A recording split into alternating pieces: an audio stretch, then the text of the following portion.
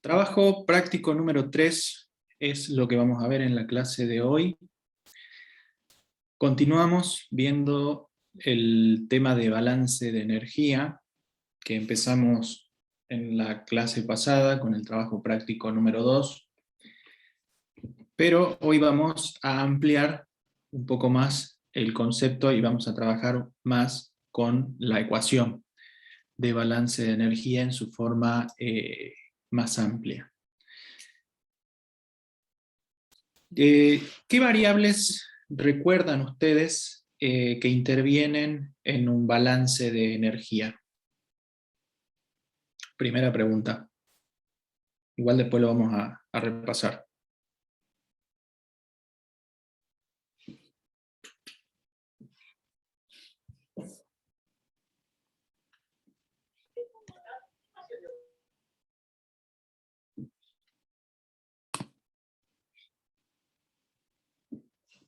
Ahora vamos a ir a los sistemas abiertos, ¿sí? En la clase pasada habíamos visto algunos ejemplos de sistemas cerrados.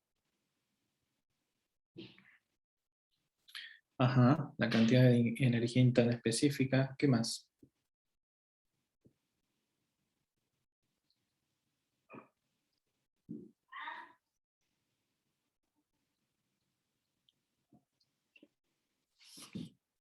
¿Alguien más?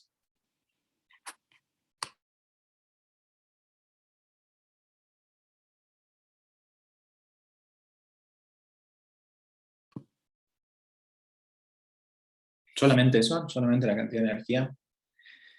Vamos con otra pregunta entonces. El otro día hablamos de algunos sistemas, de algunos ejemplos, y ustedes mencionaron por ahí cosas más cotidianas.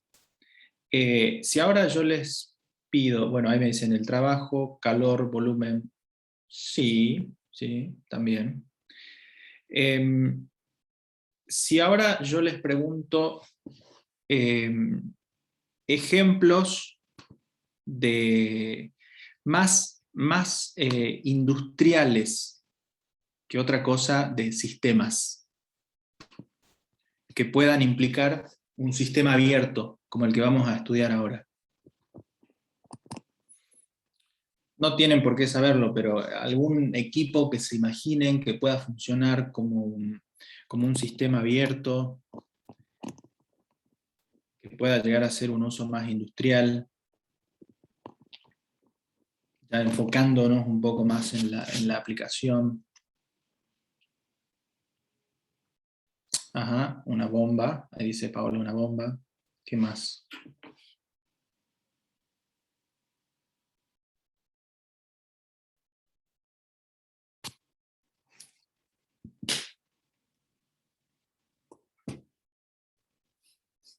Una central nuclear. Uh-huh.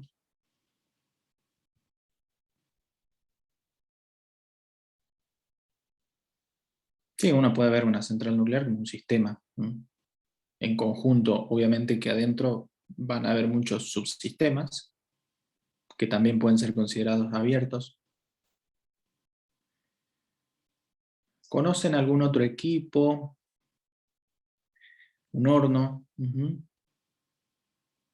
Bien.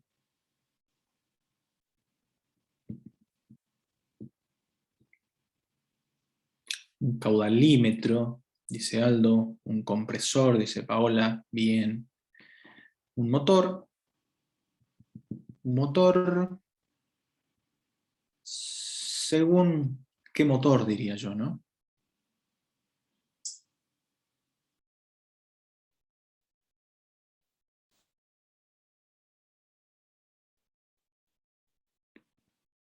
Un triturador de caña de azúcar. Ajá.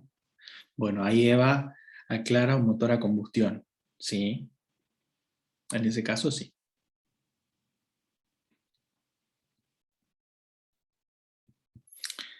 Bien, bien, son ejemplos de sistemas abiertos. Yo les voy a mostrar acá unas imágenes. ¿Qué son estos equipos que ven en estas imágenes? A ver, ¿quién me puede decir? Y por ahí se activa el micrófono, mejor así lo En todo caso lo puede llegar a detallar o explicar. De nuevo, no tienen por qué conocer esto, y esto es más que nada a título informativo, ¿sí? En estas instancias de su carrera. Bombas de agua. La Ajá. bomba centrífuga. Bomba centrífuga. Ujú. ¿Cuál es bomba centrífuga? De nuevo, no tienen por qué saberlo. La imagen que está arriba a la izquierda o la que está abajo a la derecha. ¿Cuál es centrífuga?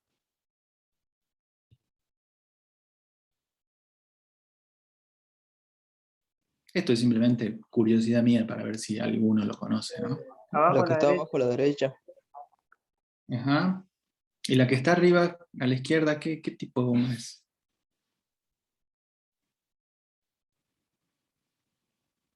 ¿Alguien está desarmada, claramente, porque esa bomba estaba en mantenimiento en el momento de la foto? Para drenar líquido, dicen ahí. Bueno, estas son bombas, efectivamente son bombas. No necesariamente son bombas de agua. La bomba es un equipo industrial de los más utilizados. Sea a la planta que vayan, si en algún momento van a alguna planta y si después se desenvuelven profesionalmente, con seguridad van a ver algún tipo de bomba.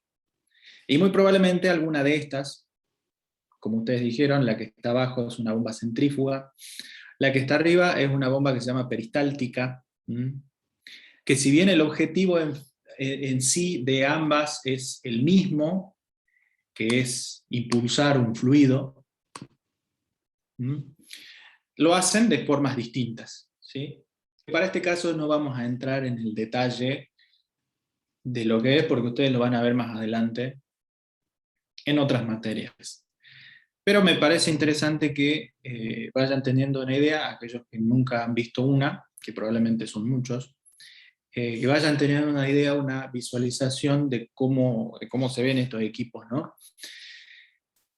Son muy utilizados, como les decía, sirven para impulsar fluidos, y en este caso nosotros podemos utilizar como ejemplos de sistemas abiertos. ¿Y por qué es un sistema abierto? Si uno analiza una bomba, ¿qué corrientes debe analizar o debería analizar?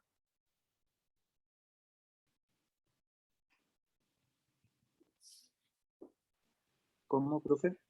Si uno toma como un sistema abierto una bomba, cualquiera de estas que estamos viendo acá, ¿qué corrientes debe analizar o qué corrientes tendría que estudiar desde el punto de vista del balance? Las corrientes de materia y las corrientes de energía. Ajá, ¿y cuáles serían esas? Las corrientes de materia serían, bueno, los líquidos, sería aire o algún líquido que tengan que bombear el agua. Y las corrientes de energía serían el trabajo mismo que hace el agua a través digo, la bomba a través del motor. Ok. Bueno, por acá dicen intercambia fluidos de un lado a otro, comparte materia y energía con el entorno. Bueno, yo voy a tratar de acomodar en otros términos estas cosas que ustedes están mencionando, de nuevo, no porque tengan que manejar ahora en esta instancia, sino para que empiecen a adquirir un vocabulario un poco más preciso desde el punto de vista ingenieril, ¿sí? En realidad una bomba no intercambia fluidos, sino transporta.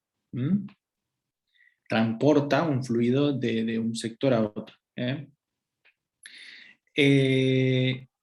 Y yo diría,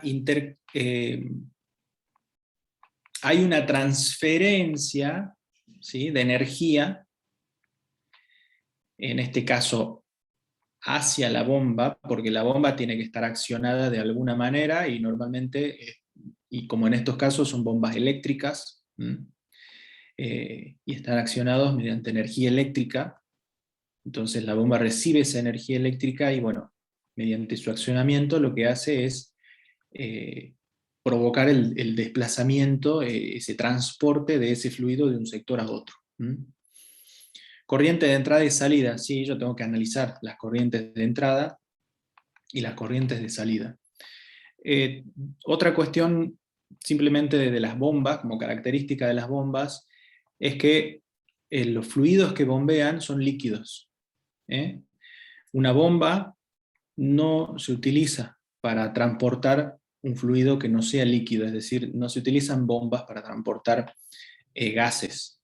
Para eso se utilizan otro tipo de equipos, cuando uno quiere impulsar fluidos que están en un estado gaseoso. Las bombas normalmente se utilizan para impulsar fluidos en estado líquido, ¿sí? Y por ahí alguien, cuando yo preguntaba qué es lo que veían acá, decían litio o extracción de litio. Efectivamente, estas fotos fueron tomadas en un salar, en donde se hace la extracción de litio. En este caso esto es en la provincia de Salta.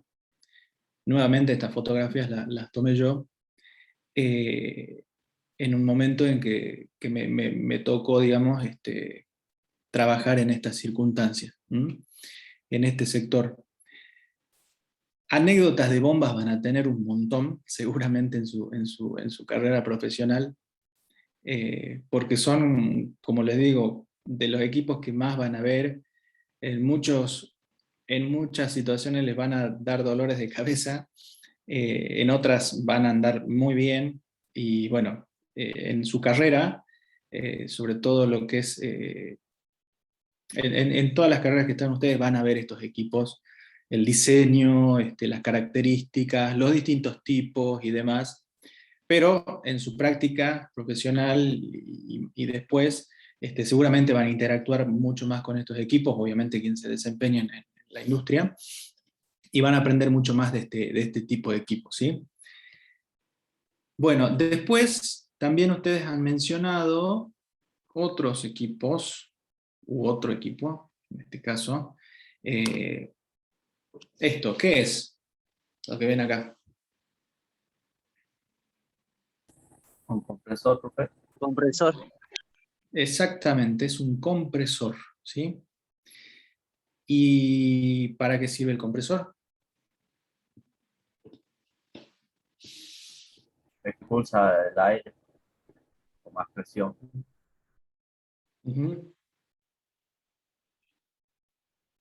¿Alguna otra visión de cuál es la función de un compresor? Para arreglar una rueda, dice acá Mari. ¿Cómo? Comprimir el aire. Comprimir, sí. Y de nuevo, no necesariamente siempre un compresor va a funcionar solamente con aire. Si bien la mayoría de las aplicaciones en donde uno necesita comprimir un gas suele ser aire, pero no necesariamente siempre va a ser aire. En el caso que dice Mari, para arreglar una rueda, en realidad me parece que se refiere, bueno, para...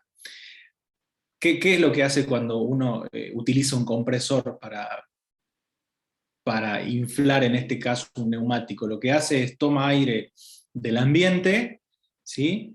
Lo comprime y ese aire lo transporta al interior del neumático.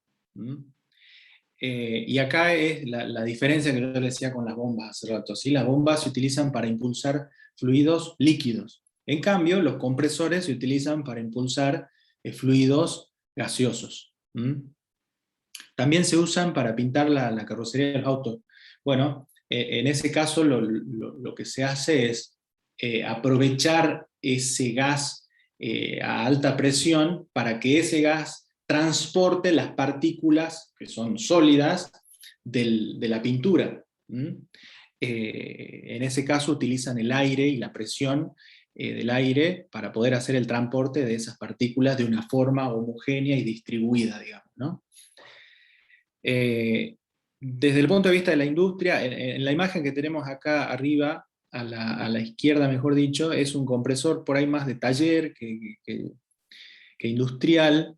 Es un compresor de tipo pistón y el que tienen a la derecha, ese es ya un compresor un poco más industrial, de mayor capacidad.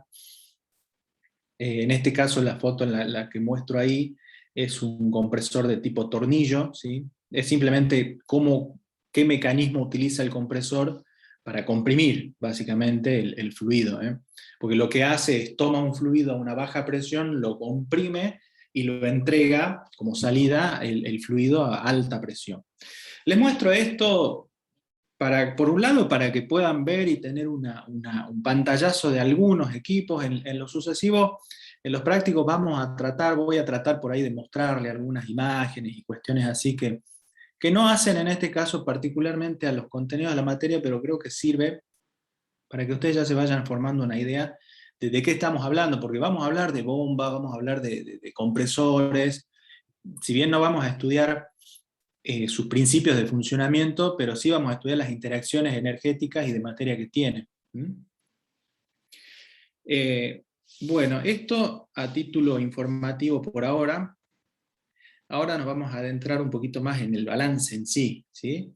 Y voy a volver a la pregunta que le hice inicialmente, de las variables, ¿no? De las variables que intervienen en un balance de energía. Supongamos que voy a compartir nuevamente la pantalla.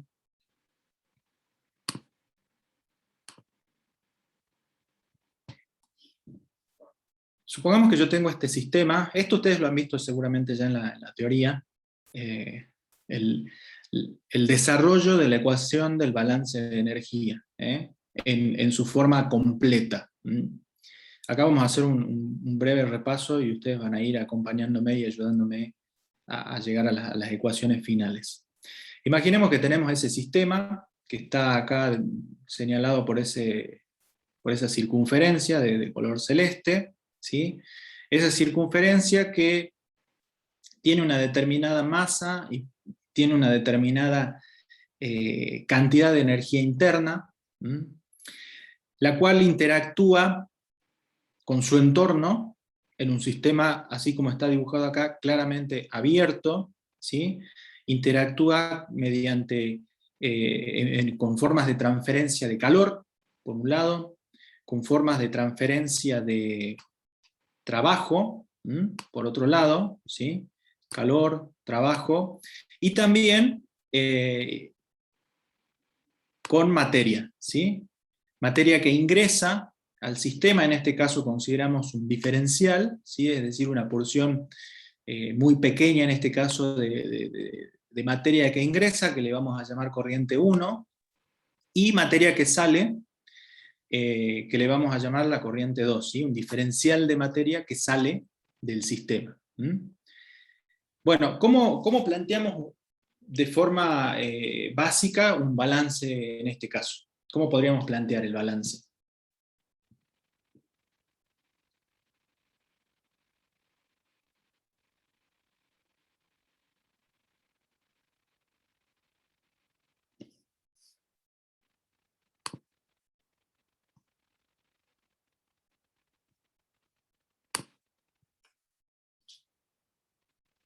Sin entrar a hablar todavía de las variables, ¿no?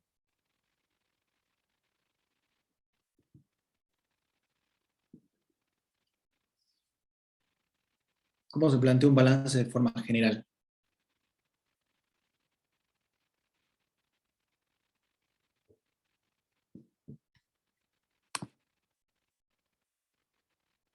Lo que entra menos lo que sale.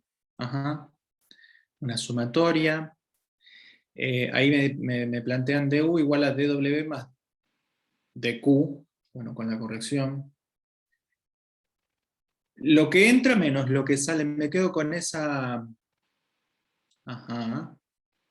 Lo que entra menos lo que sale, que dice Eliana, y después yo voy a decir que Paola complementa con igual a lo acumulado, ¿sí? Bien, uno puede plantear el balance de esa forma, ¿sí? Entonces podemos escribir que lo que entra menos lo que sale es lo que se acumula. en términos bien generales. Ahora vamos a entrar a particularizar, ¿sí? ¿Qué entra en este esquema?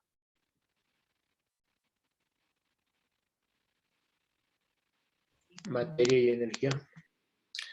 Ajá. Y la energía, bueno, claramente la materia sí, por la corriente que dijimos. ¿Y la energía de qué forma ingresa al sistema o podría ingresar al sistema? A través del calor o del trabajo. A través del calor, ¿sí? Que tenemos acá, y del trabajo, ¿sí? Son formas en las que este sistema podría llegar a intercambiar, ¿sí? Pero eso podría ser que entre o que sale, no sabemos. No sabemos si el calor entra o sale, es un sistema cualquiera, puede intercambiar energía en este caso, mediante calor, ya sea entregando o recibiendo, y lo mismo trabajo, ya sea entregando o recibiendo. Ahora, la corriente de masa, ¿en qué formas va a transportar la energía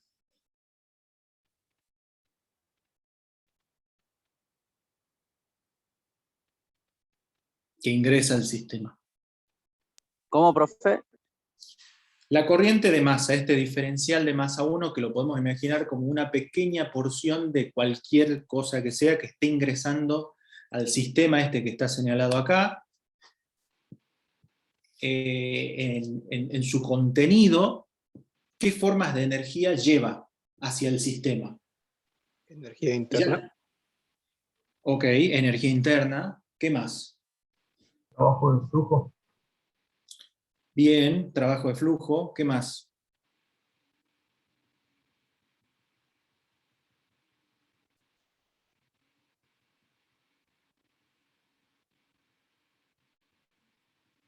¿Solamente esas dos cosas?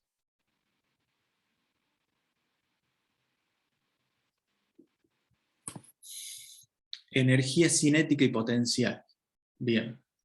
Ahí en el chat. Bien, energía cinética y energía potencial. Bueno, el tema de la energía cinética está relacionado con ¿qué? Con la velocidad, ¿sí? Que trae ese diferencial de masa. El tema de la energía potencial está relacionado con la altura. Bien, desde un determinado sistema de referencia que uno podría fijar como un valor 0, la altura me va a dar una idea de la energía potencial que trae ese sistema. ¿Y el trabajo de flujo? ¿Qué es el trabajo de flujo?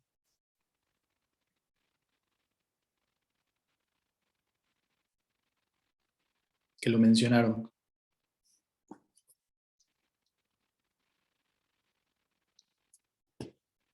Porque lo mencionaron por ahí.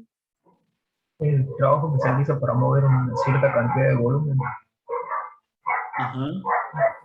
Sí, vendría a ser la energía que tiene que tener esa corriente para provocar el desplazamiento, ¿sí? Para provocar que esa porción de materia entre en el sistema, porque de por sí no va a entrar simplemente, ¿no? Bueno, ahí hay dos cuestiones, porque Sandra puso P por B y Gastón puso P por diferencial de B. ¿Cuál es la forma de expresar el trabajo de flujo?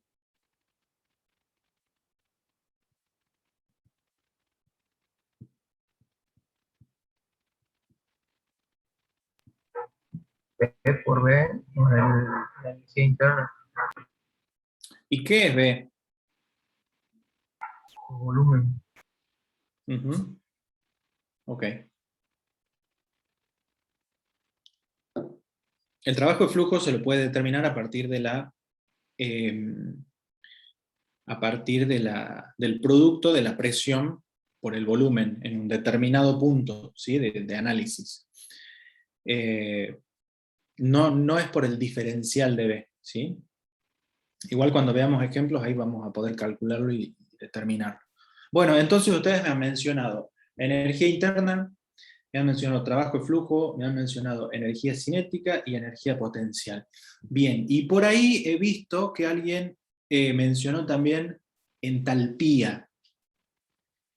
Sin pedirles ahora que definan cuál es la entalpía, porque todavía no estamos en condiciones de definir entalpía, más allá que la vamos a usar, y que es un concepto tremendamente importante de muchísima aplicación y que de hecho ustedes ya en materias como química ya han utilizado y han hecho cálculos de entalpía, pero acá, a esta altura, ¿dónde interviene la entalpía en todas esas cosas que estuvimos hablando?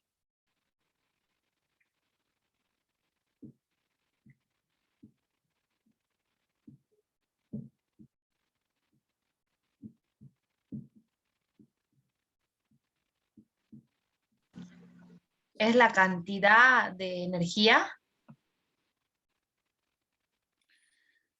Sí, se puede expresar como en términos de magnitudes como una cantidad de ¿La energía. energía que se pierde?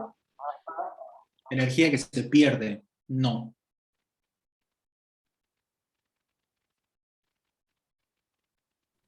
¿Es lo que intercambia con su entorno? De alguna manera sí, igual que todas las otras.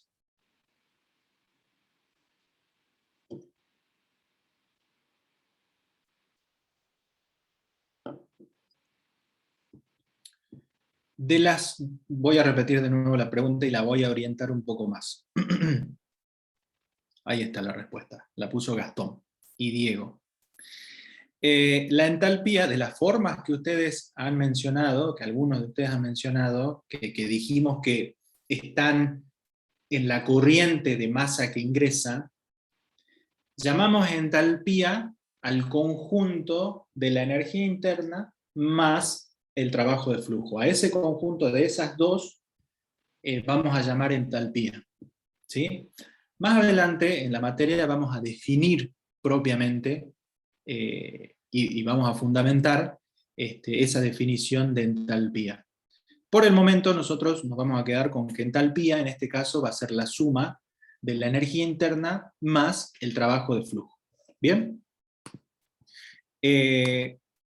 Entonces, si yo planteo en base a esas, antes de incluir la entalpía, si yo planteo el balance de lo que entra menos lo que sale igual a lo que se acumula en términos de esas cantidades que hemos estado hablando, de esas distintas formas de energía, voy a llegar a algo así como lo que están viendo ahora, ¿sí?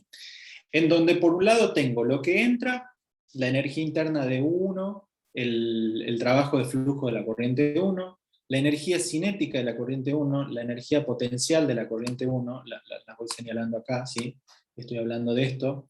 Todo, obviamente, multiplicado por el diferencial de masa 1, porque estamos analizando esto, que es lo que entra. El análisis equivalente para lo que sale, menos la energía interna de 2, el trabajo de flujo de 2, la energía cinética de 2 y la energía potencial de 2.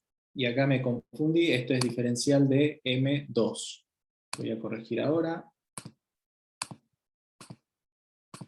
Y esto está copiado. Bueno, acá es 2. Esto no es una ecuación hecha acá. Denme un segundito.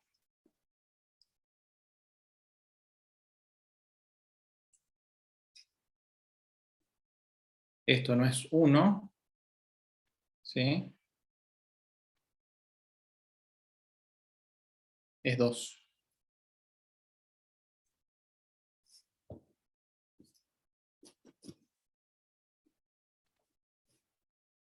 Uy, ¿qué le pasa a mi tableta? No está escribiendo. Esto no es 1, lo voy a señalar acá. ¿Sí? Es 2, ¿bien?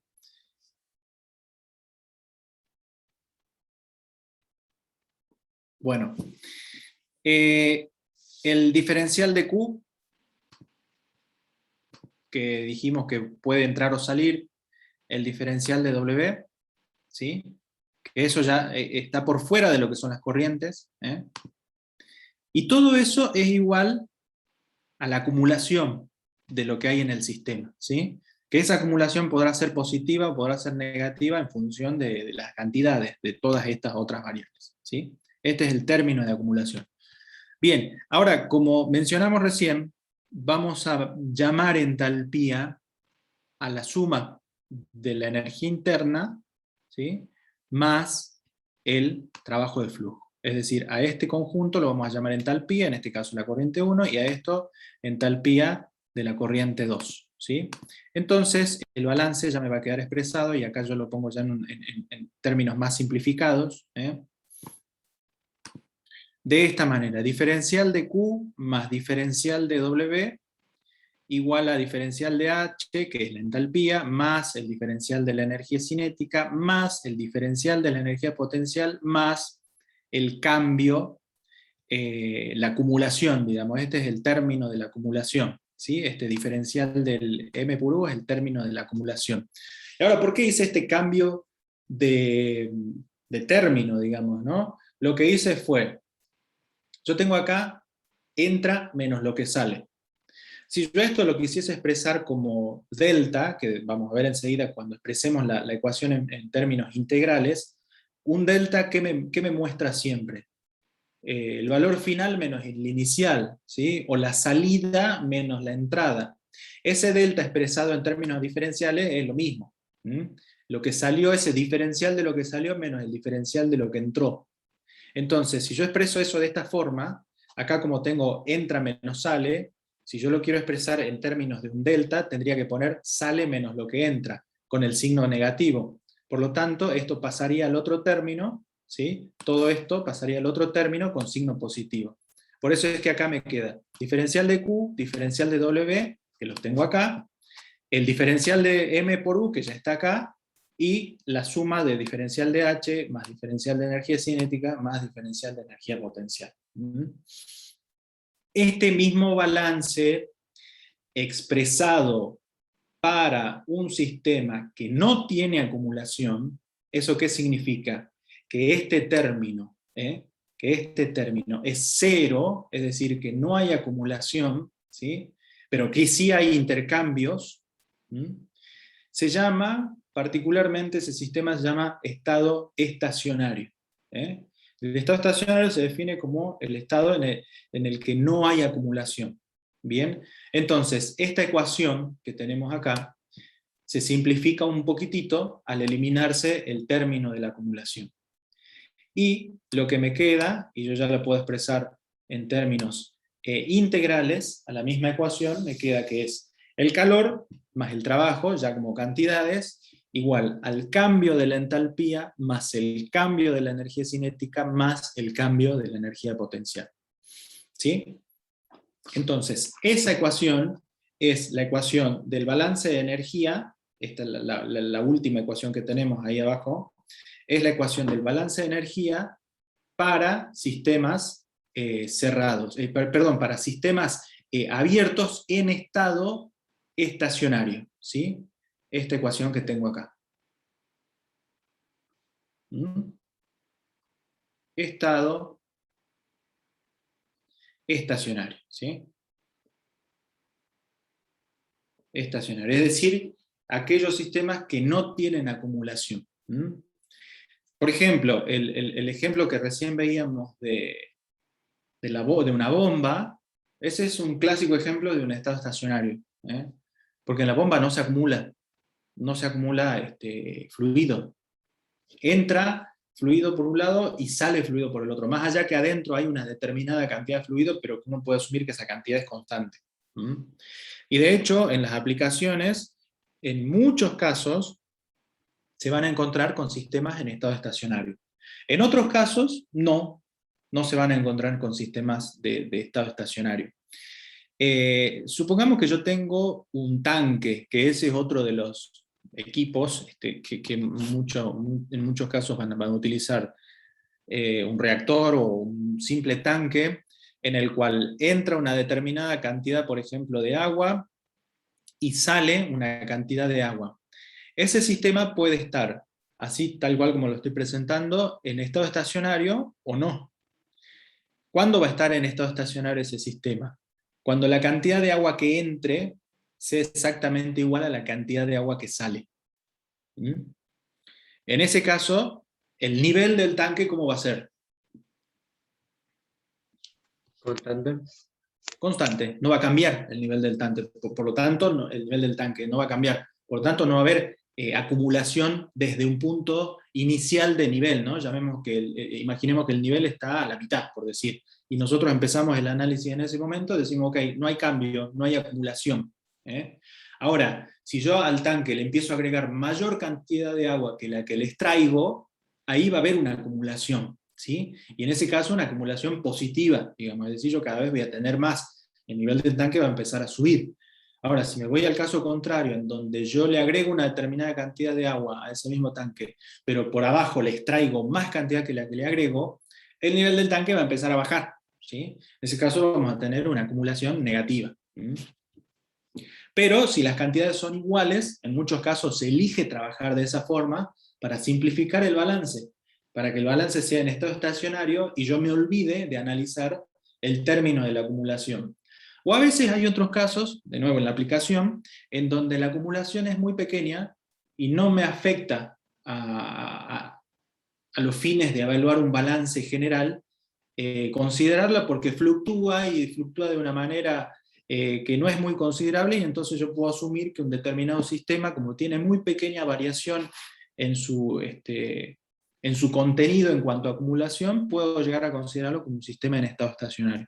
Por eso que la ecuación de balance del sistema en estado estacionario es algo que es bien importante, que nosotros por lo general no les pedimos en la materia que se acuerden cosas de memoria, pero esta es una de las ecuaciones que siempre hay que tenerlas presente, es una ecuación muy importante, y que yo les recomiendo que siempre la tengan a mano, porque les va a ayudar a resolver muchas situaciones en las cuales se van a plantear con sistemas abiertos, y que rápidamente con la ecuación de balance van a poder hacer consideraciones, simplificaciones y determinados cálculos que le van a permitir predecir cosas, ¿no?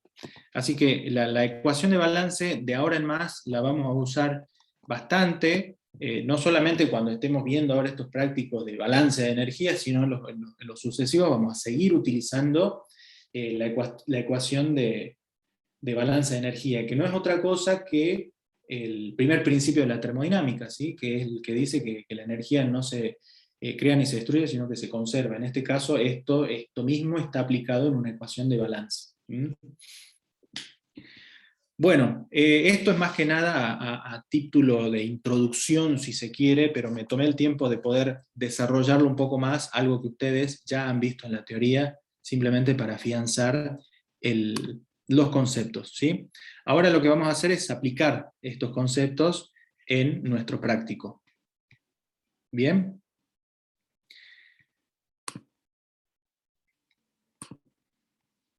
Voy a compartir nuevamente la pantalla.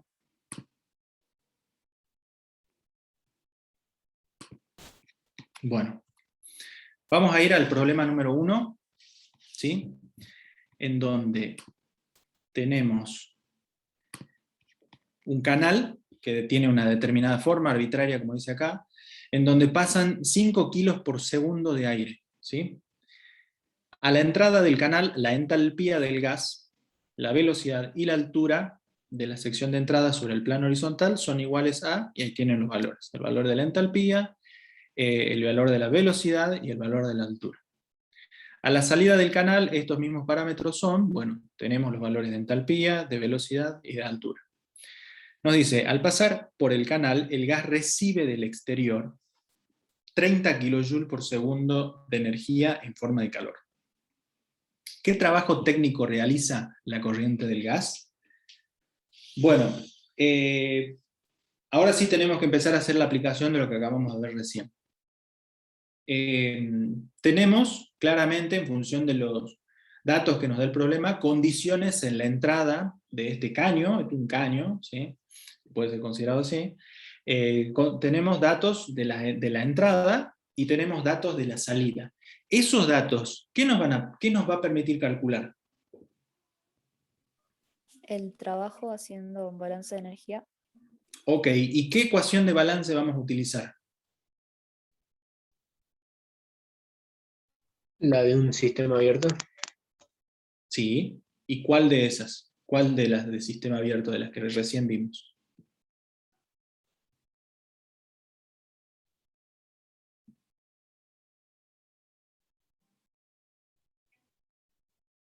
Y acá tenemos que hacer una pequeña consideración que puede no resultar obvia, pero que en muchos casos la vamos a hacer para este tipo de sistemas.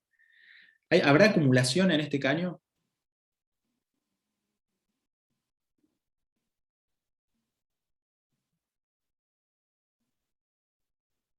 ¿Eh?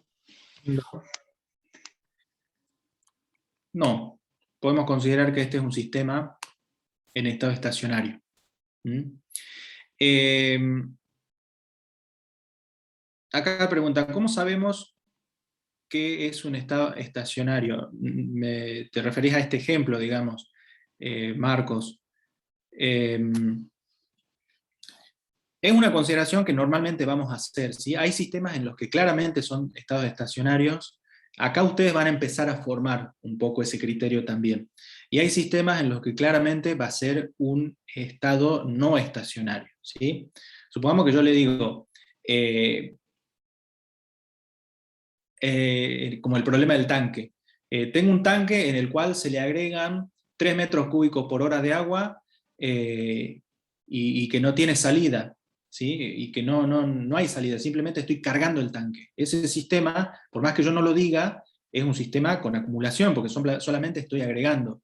En este caso, el dato importante que nos da el problema es que nos dice, por un canal de forma arbitraria, a ver, déjenme que saco acá pasan 5 kilos por segundo de aire. ¿Sí? El hecho de que me diga que pasan 5 kilogramos por segundo de aire es porque pasan a lo largo de todo el tubo. Y hay 5 kilos por segundo de aire en la entrada y 5 kilos por segundo de aire en la salida. Bien, entonces yo con eso puedo decir, ok, este es un sistema en estado estacionario, por lo tanto voy a utilizar mi ecuación de balance, que es la que vimos recién, para estados estacionarios. ¿Mm? Normalmente en una tubería no va a haber acumulación. Eso ya desde un punto de vista práctico, en una tubería no va a haber acumulación, salvo que la tubería se tapone. Bueno, ya entramos a casos excepcionales, ¿no? Puede llegar a haber una cierta cantidad de acumulación, pero normalmente en una tubería operando de forma normal no hay acumulación. Ni aunque sea un gas o que sea un líquido, no hay acumulación. Bueno, entonces, tenemos el caudal, ¿sí? De 5 kilos por segundo. Tenemos las condiciones de entrada, la entalpía, la velocidad y la altura, y las condiciones de salida. Entonces, planteamos la ecuación, y tenemos el calor también, ¿no? Que nos dice que recibe del exterior 30 kilojoules por segundo en forma de calor. Bien, y lo que nosotros tenemos que averiguar es el trabajo, ¿sí? Ahora, el trabajo ¿entra o sale? Pregunto. ¿Entra? Ajá, ¿por qué? Ese trabajo que yo quiero calcular, ¿entra o sale? Entra porque la consigna dice que recibe del exterior. En realidad dice el calor, ¿no? Al pasar por el canal, el gas recibe del exterior 30 kilojoules por segundo de energía en forma de calor. Eso es lo que claramente recibe, pero el trabajo, ¿entra o sale? Depende del signo que tenga después de calcularlo. Exactamente. Todavía no sé. No sé si el trabajo entra o sale. Una vez que yo haga el balance, y complete todo el balance y calcule el trabajo, en función del signo voy a saber si el trabajo entra o sale de mi sistema. Y si me da signo positivo, ¿qué significa? Entra a trabajo. Correcto. Y si me da signo negativo es porque sale. Pero ese va a ser un resultado del balance, de cuando yo planteé el balance. Bien. Bueno, entonces lo que hacemos es planteamos la ecuación de balance de energía, ya en su forma integrada, porque es la forma más conveniente, porque yo ya tengo los valores de salida y de entrada. Lo que tengo que hacer es calcular esos deltas. El delta de entalpía me sale directo, porque ya tengo la entalpía de salida menos la de entrada, ¿sí? Serían los 300 menos los 293. Y bueno, los cálculos de energía cinética, energía potencial, los voy a tener que hacer en función de las velocidades, ¿sí? De tanto de salida como de entrada, y para el caso de la energía potencial en base a las alturas, ¿sí? Que en este caso tenemos que la altura de la salida son 10 metros y en la entrada 30 metros. Todo eso igualado al calor más el trabajo. El calor ya lo tengo, ¿sí? Por lo tanto, de acá vamos a despejar el valor del trabajo, ¿sí? Que en este caso, si ustedes hacen el cálculo, les va a dar de 2.33 kJ por segundo. Es decir, que me da un valor positivo, ¿sí?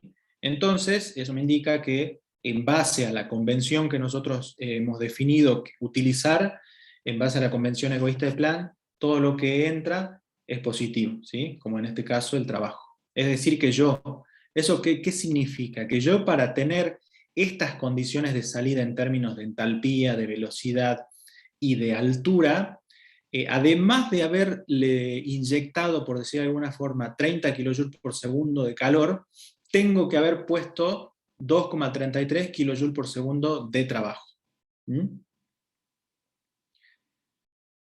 Otra salvedad o comentario en este ejemplo. Fíjense que el balance de energía, así tal cual como lo estamos utilizando, de alguna manera estamos usando unidades de potencia. No sé si lo notaron. Porque yo estoy hablando de calor en términos de energía por unidad de tiempo, ¿sí?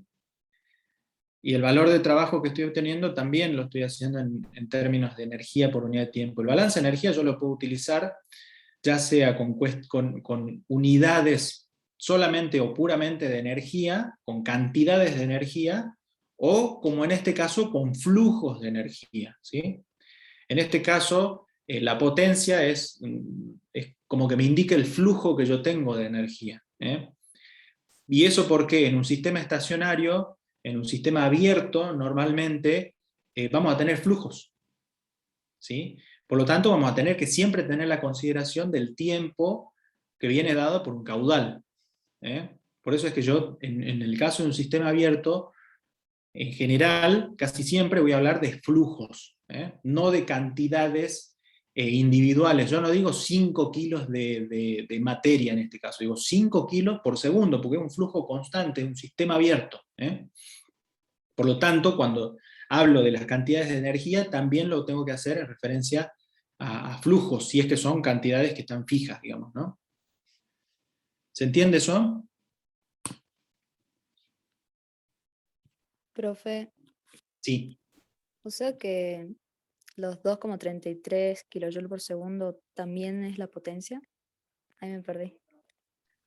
Yo lo puedo ver como energía, como un flujo de energía, como un flujo de trabajo, pero también sí, como potencia, como un equipo, sea el que fuere, que está conectado a esa tubería que tiene una potencia de 2,33 kJ por segundo, ¿sí?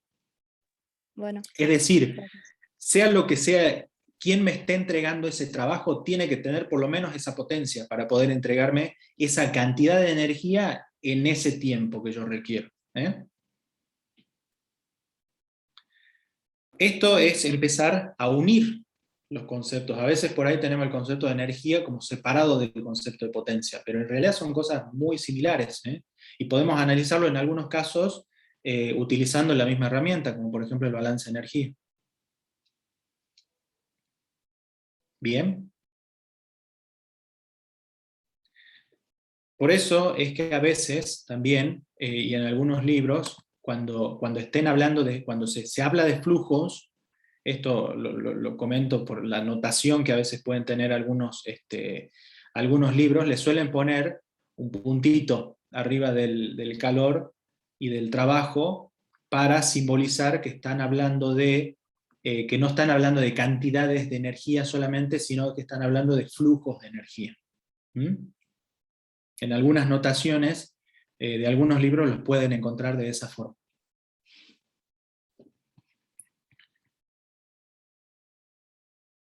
¿Se entendió?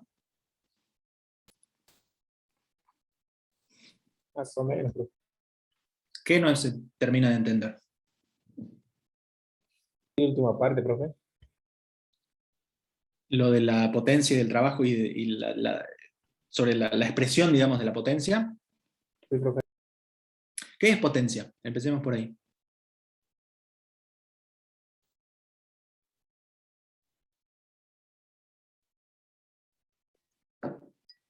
No sé quién estaba hablando o si alguno por ahí quiere complementar. ¿Qué es la potencia?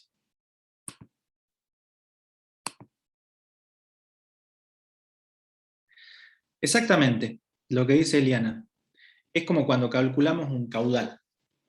Con caudal es más fácil de verlo y agradezco la comparación porque supongamos que yo digo, tengo un sistema y a ese sistema le ingresan 10 kilos de materia, sea la que fuera.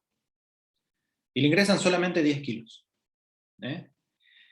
Ahora yo digo, tengo ese mismo sistema, pero voy a ingresar un caudal, es decir, 10 kilos por hora, de forma constante. Obviamente es un caudal constante. También pueden haber caudales variables, pero ahora no hablemos de eso.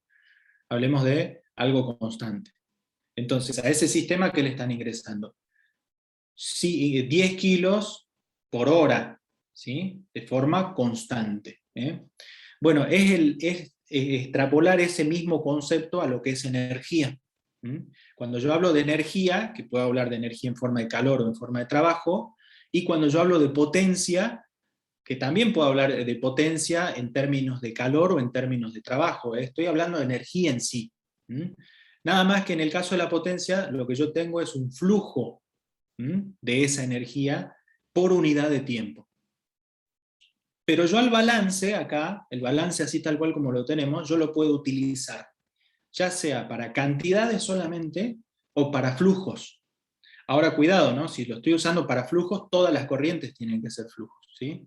Y si lo estoy usando como cantidades, todos los términos de la ecuación de balance debieran ser solo cantidades.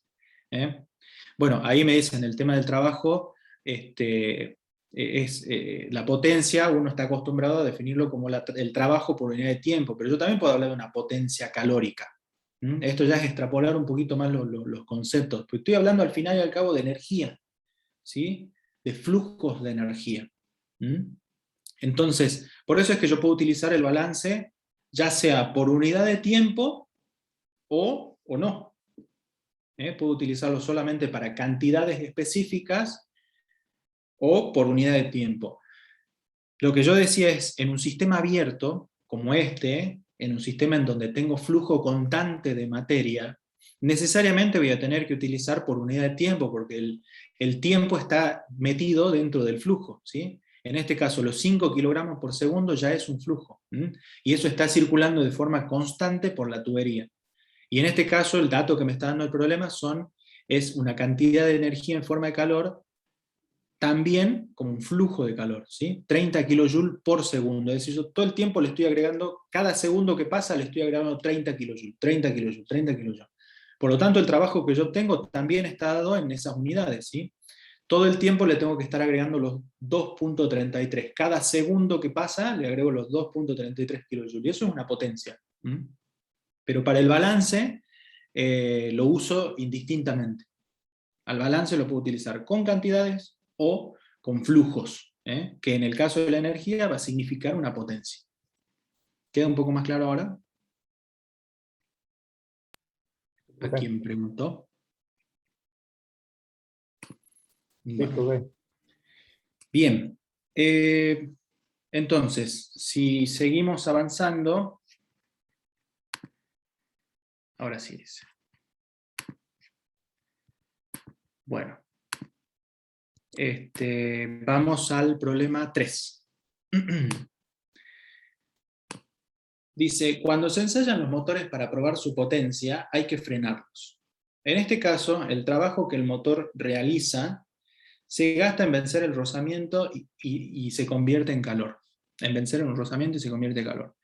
Una parte, del cual 20% se disipa en el medio circundante y el resto, el 80%, lo extrae agua de refrigeración del freno. ¿Qué cantidad de agua es necesario suministrar al freno en una hora si el momento de torsión, es decir, el par motor, en el árbol es de 2000 Joule, la frecuencia de rotaciones de 1500 RPM y el aumento tolerable de la temperatura, en este caso del agua, es de 35 grados centígrados? Bueno, por un lado tengo un motor, ¿sí? Entremos a analizar un poco el problema y a desglosarlo, y acá en el diagrama que yo les presento ayuda un poco a entenderlo.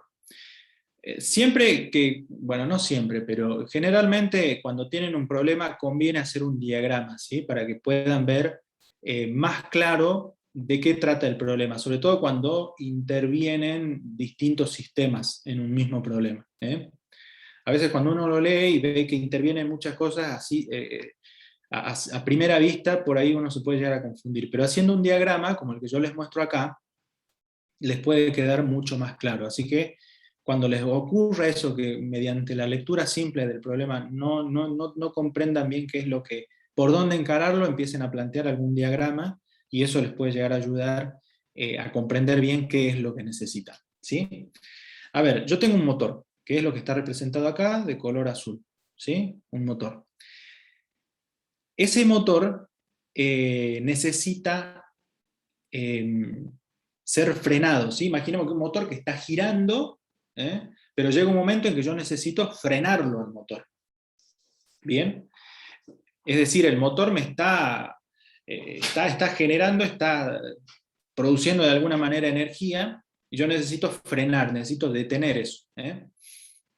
Ahora dice, el trabajo que el motor realiza para frenarse, se gasta en vencer el rozamiento de lo que fuere, en este caso, un freno, ¿sí?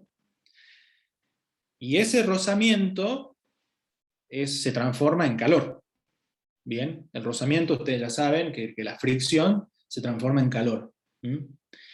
Ahora, de ese calor, un 20% se disipa, que podríamos llamarlo Q', acá yo lo simbolicé simplemente con Q' y Q segunda, que simbolizan estos dos distintos calores, estas dos distintas formas de disipación, ¿sí? En el medio circundante, y el restante, es decir, el 80%, lo extrae agua de refrigeración del freno, es decir, una corriente de agua que refrigera este freno, ¿sí? Extrae el 80% de ese calor que ha generado el freno. Lo que me pide el problema es qué cantidad de agua es necesario suministrar al freno, es decir, este caudal de agua, el caudal de agua que pasa por el sistema de refrigeración del freno, ¿sí? Pero me da un dato, me da una condición, si se quiere. El incremento de temperatura en el agua, ¿sí? El aumento tolerable que me dice es de 35 grados centígrados, es decir, que la diferencia de temperatura del agua entre la salida y la entrada debe ser 35 grados centígrados, ¿sí? Entonces, en función de esa condición, yo debo calcular el caudal, ¿sí? El caudal de agua que debe pasar, o la cantidad de agua que debe pasar por acá, por este freno, para extraer esta cantidad de calor. ¿Bien? Bueno, ¿cómo puedo hacer para... ¿Qué proponen plantear para calcular eso, para determinar esa cantidad?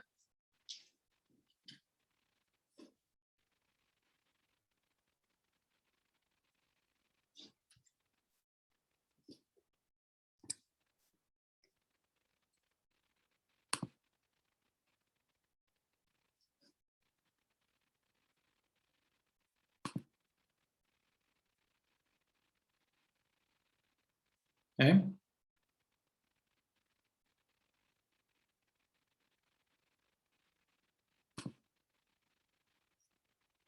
A ver. Ajá, balance de energía. ¿Dónde podemos plantear el balance de energía?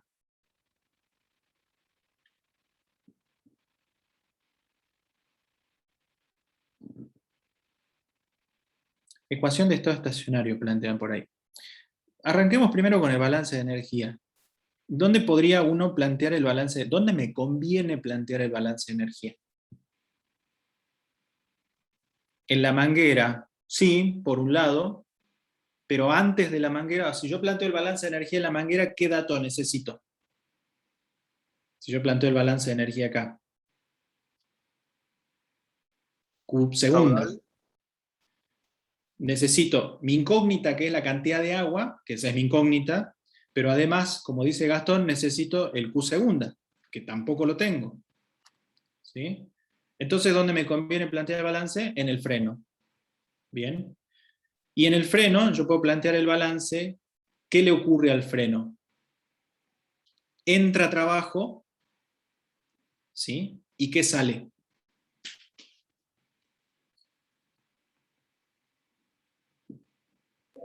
Calor. Bien. Entonces, en el freno entra trabajo que viene del motor, porque yo al motor lo necesito frenar, ¿sí? Entonces, ese trabajo entra al freno y eso se convierte en calor, ¿sí? Entonces, yo eso lo puedo expresar de esta forma. Un balance de energía en el que simplemente interactúa solamente la transferencia de calor y de trabajo. Y como no hay acumulación, si un freno no acumula energía, eso es igual a cero. Entonces, expresado simplemente haciendo un pasaje ahí de término, me queda que dQ es igual a menos W. En donde en este caso, el diferencial de Q que yo estoy planteando es todo el calor, ¿sí? Acá, a fines esquemáticos, hemos dividido el calor en Q1 y Q segunda, pero yo podría decir, todo el calor sale y después me fijo para dónde va cada corriente, que después lo vamos a plantear. Pero, en términos un poco más generales, el trabajo se convierte en calor. Bien, entonces, con esta ecuación de balance, ¿qué vamos a calcular ahora? En base a los datos adicionales que me da el problema. ¿Qué otros datos me da el problema para yo poder seguir utilizando esta ecuación? El momento de torsión. Correcto. ¿Y qué más?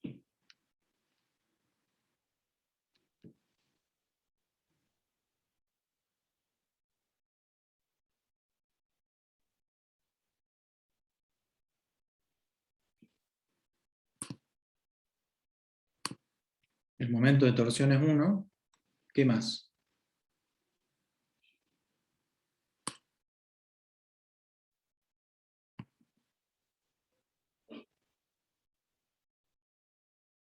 La frecuencia. ¿Y qué otro dato adicional tengo?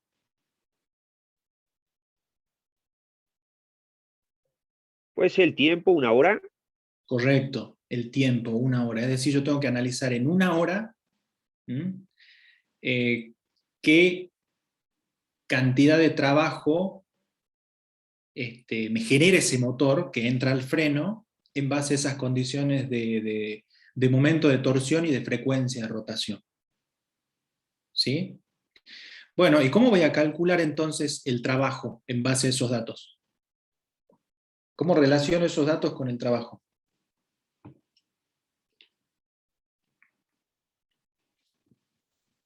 ¿Con el porcentaje? ¿Te referís al porcentaje de agua de energía en forma de calor disipado? Sí.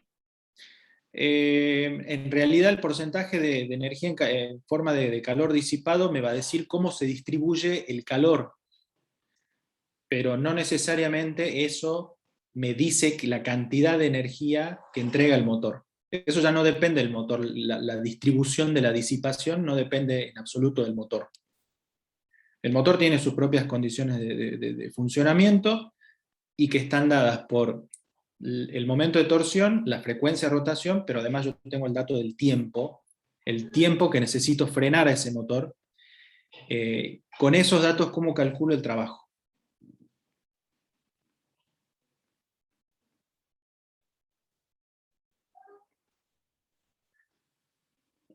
Dice acá, preguntan, profe, ¿por qué el motor hace trabajo en el freno y no al revés? Es que el freno no entrega trabajo al motor, el freno no hace girar el motor, al contrario, el freno trata de detenerlo al motor, ¿sí?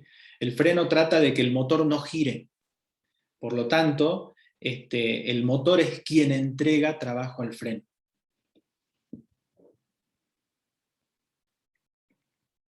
Bien, ahora sí. Entonces, ¿cómo se calcula el trabajo? ¿Cómo podríamos calcularlo? ¿Qué ecuación conocen que puede llegar a relacionar eso? ¿Mm? El trabajo en este caso es de torsión, ¿sí? ¿Se acuerdan? Ustedes vieron en la primera clase distintas formas de trabajo. ¿Mm? Tau diferencial de tita. Entonces el momento de torsión, por el ángulo que gira, ¿sí? Bueno, y acá Diego también dice, la frecuencia de rotación nos da una variación del ángulo, correcto, esa es otra herramienta que yo tengo, ¿sí? La frecuencia nos da una variación del ángulo, entonces yo ¿qué puedo plantear? Esta ecuación de frecuencia, ¿sí? Que es la variación del ángulo en este caso por unidad de tiempo. Esto a partir de los conceptos que ustedes ya tuvieron en Física 1, ¿no? La velocidad angular. Bueno, ¿y cómo relacionamos esto con la frecuencia? Entonces, yo puedo expresarlo esto de esta manera, porque acá el momento de torsión lo tenemos, el tau lo tenemos, lo que me interesa saber es el diferencial de tita, o poder expresar ese diferencial de tita en función de la frecuencia. Entonces, bueno, utilizamos acá el concepto de la velocidad angular, y esa velocidad angular la podemos expresar como, ¿se acuerdan? 2pi por frecuencia, bueno, diferencial de t igual al diferencial de tita. Y lo que hicimos acá fue expresar este diferencial de tita, que es el diferencial del ángulo, en función de la frecuencia de rotación y del tiempo. Y justamente el tiempo era el otro dato que teníamos, una hora. Esto lo necesitamos determinar para una hora de frenado. Entonces, bueno, reemplazamos esto en diferencial de tita, en diferencial de tita, y me queda ahora que el diferencial de calor va a ser igual al momento de torsión, 2pi por la frecuencia, que es dato, diferencial de t. Ahora, cuando vayamos a calcular el calor, ya cuando vamos a hacer la integral, ¿qué límites de integración vamos a utilizar para el tiempo?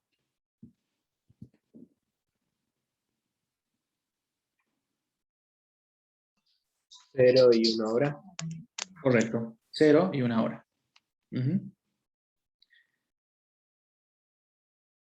Siempre y cuando manejemos unidades de hora, ¿no? Y esa unidad, ¿dónde está? El 15 RPM, ¿qué es? El 1500, perdón, RPM, ¿qué es? Revoluciones por minuto. Revoluciones por minuto, o vueltas por minuto, ¿sí? Entonces, bueno, nuevamente acá tenemos que ser coherentes con las unidades que vayamos a utilizar. ¿Bien? Básicamente el tiempo va a estar entre 0 y t, donde t es una hora, ¿sí? Pero con las unidades adecuadas para resolver esto. Bueno, con esto yo ya tengo el calor total, ¿sí? Porque esta ecuación, dijimos, la vamos a utilizar para todo el calor que el freno tiene que va a salir del freno, digamos, ¿no? O sea, todo el trabajo convertido en calor. Pero yo lo que tengo es que ese calor se divide en dos, que ese calor se disipa de dos formas distintas. Por un lado se disipa en el medio ambiente, en el medio circundante, un 20%, y el resto lo extrae el agua. Bien, entonces yo esta ecuación la puedo expresar, esas variables las puedo expresar de esa forma, que el Q segunda, que es el que va hacia la corriente de refrigeración, es 0,80 del calor total, ¿sí? El 80%, y el Q', que es el que se distribuye en el medio circundante, es 0,2 del calor total. Y de esa manera puedo obtener ya los dos calores. Y ahora sí, yo ya conozco cuál es este valor de Q segunda. Obviamente esto hay que calcularlo, ¿no? Eso lo dejo para ustedes el cálculo numérico de esto. Ahora conozco este Q segunda, les decía, y con este Q segunda sé qué cantidad de calor entra al sistema de refrigeración. Y ahora, ¿cómo voy a calcular entonces la masa de agua que debe circular por ahí?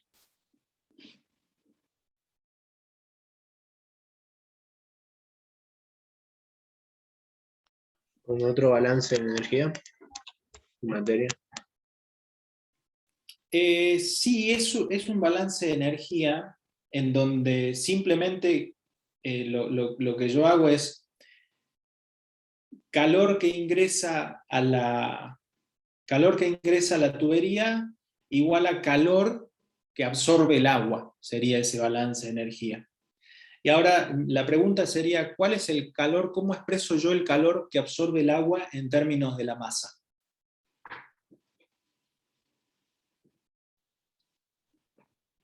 ¿Se acuerdan? Hay una ecuación para expresar el calor que absorbe el agua en función de la masa. Y ahí tienen un dato también adicional al final del problema.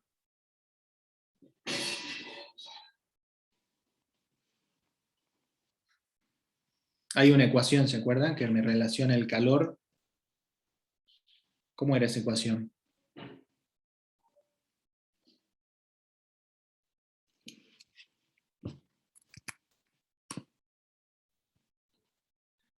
Ahí está. Q igual a mCp, bueno, delta de T, ¿sí? Usando el calor específico del agua y la temperatura. ¿Bien? Bueno, ¿qué era el calor específico? ¿Qué es ese CP que sale ahí? La energía necesaria para aumentar en 1 grado centígrado 1 gramo de agua. Bien.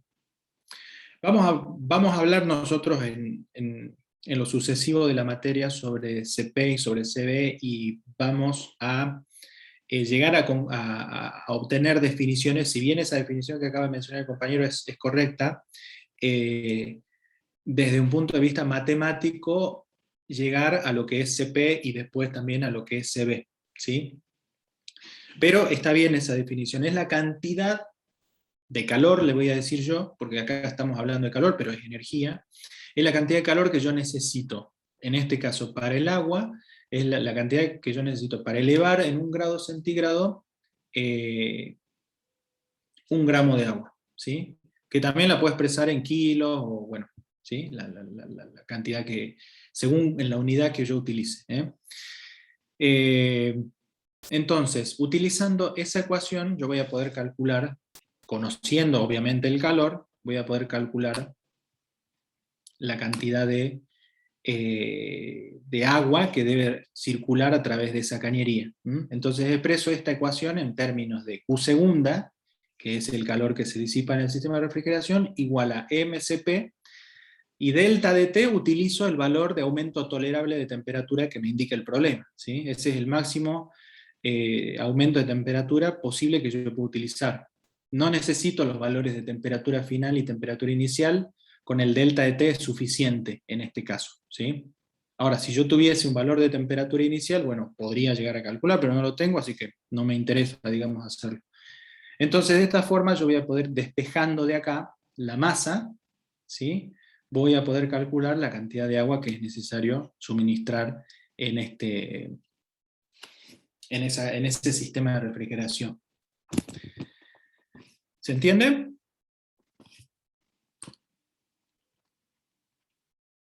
Esa Profe, forma de... Sí. ¿El problema nos proporciona la frecuencia que es F o la de que es omega? Ahí me perdí un poco. ¿Qué es omega? ¿Frecuencia angular? Omega normalmente se utiliza para lo que es la velocidad angular. ¿Sí? Velocidad angular. Ah, bien. En función del ángulo por unidad de tiempo, ¿sí? De la variación. En este caso expresado en términos diferenciales. ¿Bien? El dato que nos da el problema es la frecuencia propiamente dicho, que se expresa en la ecuación de 2pi por f. El dato de la frecuencia, yo por multiplicarlo por 2pi lo convierto en velocidad angular.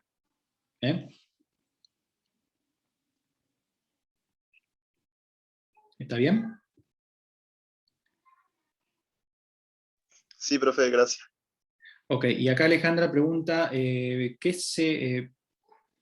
aumento tolerable es el salto de temperatura que yo puedo tolerar en el agua. Es decir, que si en la entrada, por ponerle cualquier número, si en la entrada yo tengo agua a 10 grados centígrados, mi salto de temperatura tolerable es de 35, por lo tanto a la salida yo no puedo tener más de 45 grados, si a la entrada tengo 10.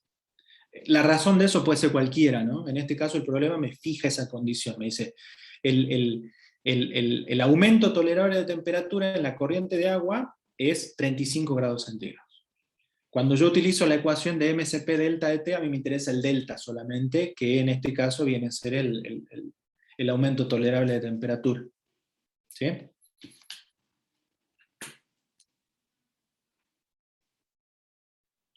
Bien, bueno, vamos a continuar entonces. Así quedaría la ecuación para calcular la masa. Después ustedes lo calculan. Bueno, otro problema. Un compresor comprime 129 kilos hora de aire. Durante la compresión, el término de la entalpía aumenta en 190.000 kJ por hora para el aire y 10.000 kJ por hora para el agua que enfría el compresor. Hallar la potencia de accionamiento del compresor. Y después hay una pregunta que es más general. Dice, si el compresor no se refrigera, ¿aumentará la potencia necesaria? Eso lo vamos a analizar por separado. Vamos primero con la primera parte. De nuevo, planteamos acá un esquemita, ¿sí? En donde por un lado tenemos el compresor, que ya hemos visto ahí algún ejemplo del compresor, aire que entra al compresor y obviamente aire que sale del compresor, es un sistema abierto, calor que sale del compresor, ¿sí? Y que eso se enfría, digamos, ¿no? Mediante una corriente de aire, ¿sí? Perdón, de agua, que enfría el compresor. Entonces tenemos esos dos subsistemas que componen el sistema global. Y yo lo que necesito calcular en este caso es la potencia, hallar la potencia de accionamiento del compresor. Bueno, ¿qué podemos plantear?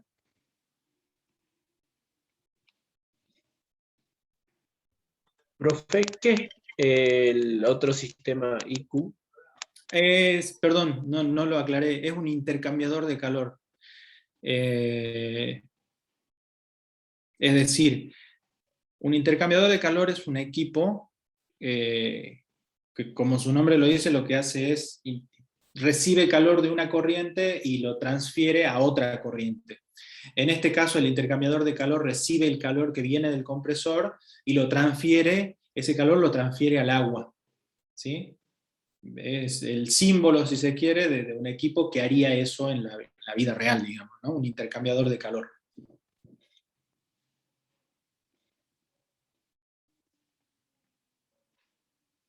Está bien la pregunta porque no lo había aclarado.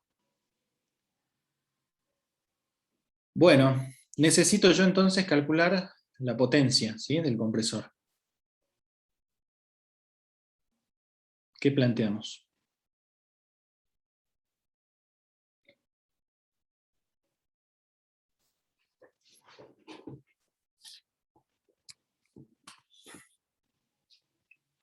Todos los compresores usan eso. Los compresores sí, siempre se refrigeran. No necesariamente con agua.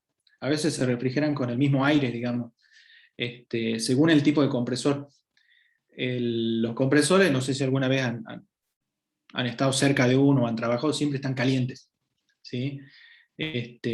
Porque comprimen aire y al comprimir aire se genera calor.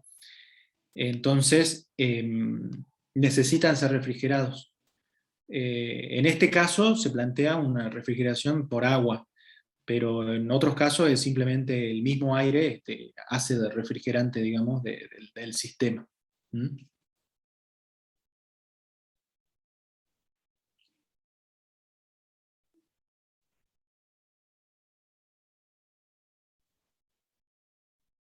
Bueno, ¿qué planteamos?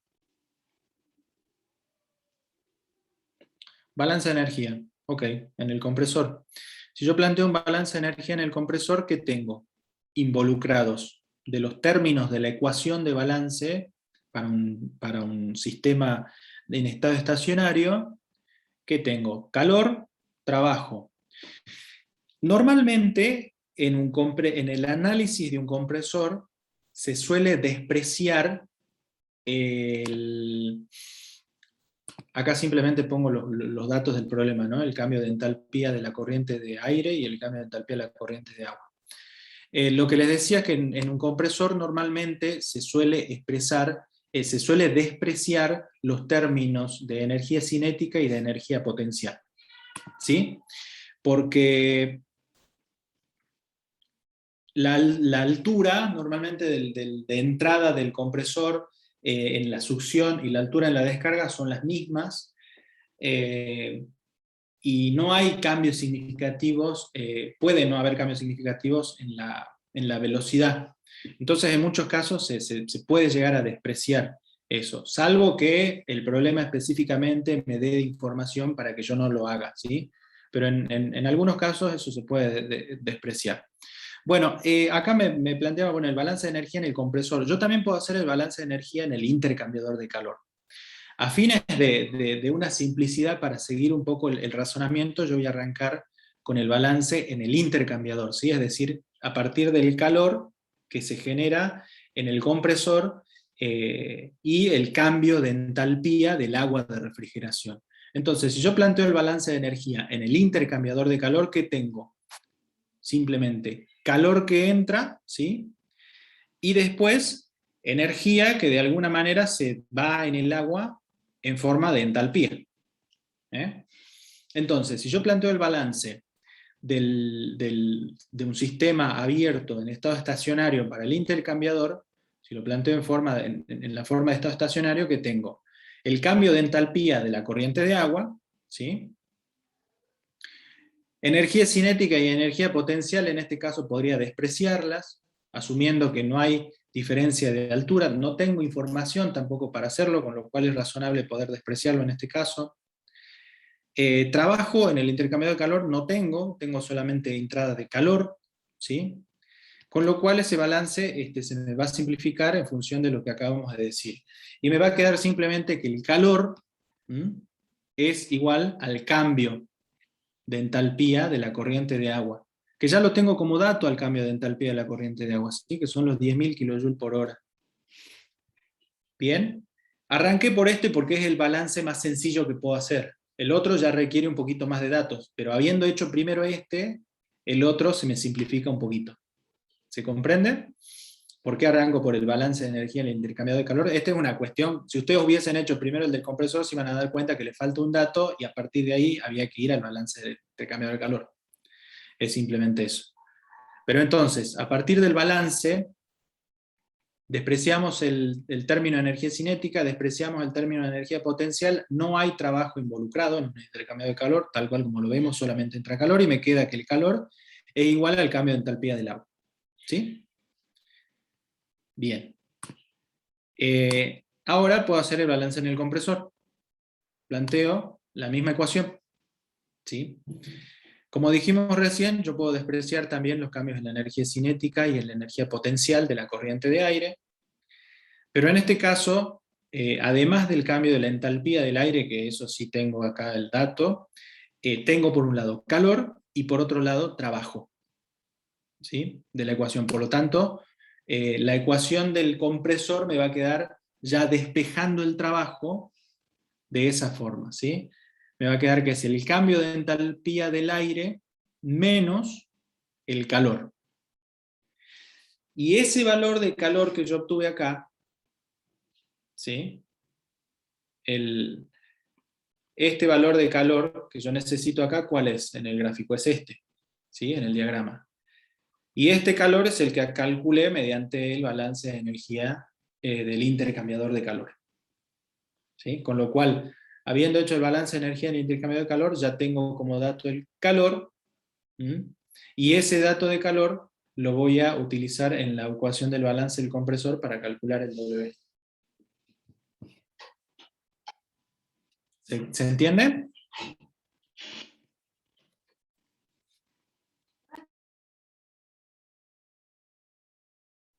Sí, profe.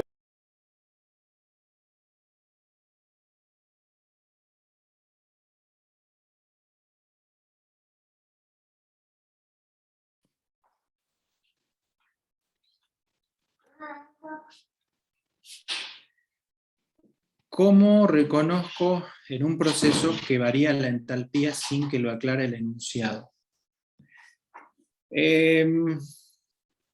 Sí, eso es un poquito, tal vez, ahora ustedes recién están por ahí empezando a familiarizarse y van a empezar a familiarizarse más con este concepto de entalpía, ¿sí? De nuevo, acá nosotros hacemos la presentación de la entalpía porque la necesitamos para utilizar el balance de energía. Más adelante vamos a hablar más sobre la entalpía y vamos a definir propiamente la entalpía y vamos a tener más información para poder justamente establecer cuándo hay un cambio de entalpía. Pero eso en base a otras variables más que vamos a poder analizar. Me adelanto un poco si se quiere, después vamos a ver esos cambios en forma gráfica, ¿sí? Cuando analicemos gráficos, cuando analicemos diagramas de fluidos, en función de un punto en el diagrama y de otro punto en el diagrama vamos a poder establecer cambios en la entalpía. Pero por ahora vamos a expresar este balance en esos términos y en algunos casos el mismo balance nos va a decir que hay un cambio en la entalpía, a veces. Como por ejemplo en el intercambiador de calor, si el problema no me diría, yo podría llegar a asumir, despreciando la energía cinética y la energía potencial, que el único cambio posible de haber es el cambio de entalpía. Pero de nuevo, no se preocupen ahora si por ahí no saben exactamente cuándo asignar un cambio de entalpía o no. Todavía nos falta un poquito más de información para tener ese criterio y para poder evaluar cambios de entalpía en fluidos en cualquier tipo de proceso. Eso lo vamos a poder hacer más adelante, ¿sí? Y más fácilmente de forma gráfica, analizando un diagramas termodinámicos, que lo vamos a ver ya sobre el final de la materia. Ahí gráficamente vamos a poder evaluar cambios de entalpía en procesos que a uno se le ocurren, ¿sí? Profe, un compresor siempre hay que tomarlo como un sistema en estado estacionario. Sí, sí, a ver, a efectos de estos cálculos que nosotros estamos haciendo, sí. En la realidad, un compresor lo que normalmente hace, no necesariamente un compresor trabaja en estado estacionario, según cómo uno lo analice, porque el compresor, ¿qué es lo que hace? Normalmente, y esto por una cuestión práctica, por una cuestión de uso más que por una cuestión de necesidad de balance. El compresor lo que hace es succiona aire, y ese aire lo manda a un tanque, y en ese tanque lo acumula, pero no lo acumula porque el objetivo sea acumular, lo acumula para tener un stock de aire, porque cuando el proceso o la función que sea lo requiera, lo vaya tomando en función de su necesidad. Pero si uno analiza a la larga en el funcionamiento del compresor, el compresor no acumula aire en cantidades indefinidas, acumula una cierta porción. Esa porción luego se consume en el proceso y el compresor vuelve a funcionar, vuelve a succionar aire, lo acumula nuevamente y ese aire acumulado después se vuelve a consumir en el proceso. Con lo cual, si uno analiza un periodo más o menos razonable de tiempo, puede considerar que es un sistema estacionario. Lo que pasa es que por una cuestión física necesito acumular una cierta cantidad de aire, porque si el proceso a veces me requiere un poco más o un poco menos de aire, si yo no tengo ese tanque pulmón, el compresor se puede quedar medio corto de aire, digamos, ¿no? Porque un proceso normalmente, una planta, no necesariamente consume una cantidad constante de aire todo el tiempo. A veces puede consumir un poco más, a veces puede consumir un poco menos, a veces nada. Entonces siempre un compresor va a tener un tanque pulmón de almacenamiento. Pero a fines del estudio lo podemos considerar como un sistema en estado estacionario. ¿Se entiende la diferenciación? Sí, profe. Bien.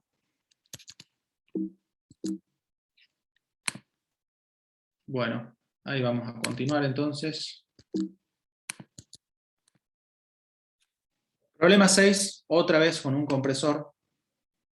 ¿Sí? Y acá el problema va a ver que me da datos específicos que yo voy a considerar para el cálculo. Tenemos un compresor comprime.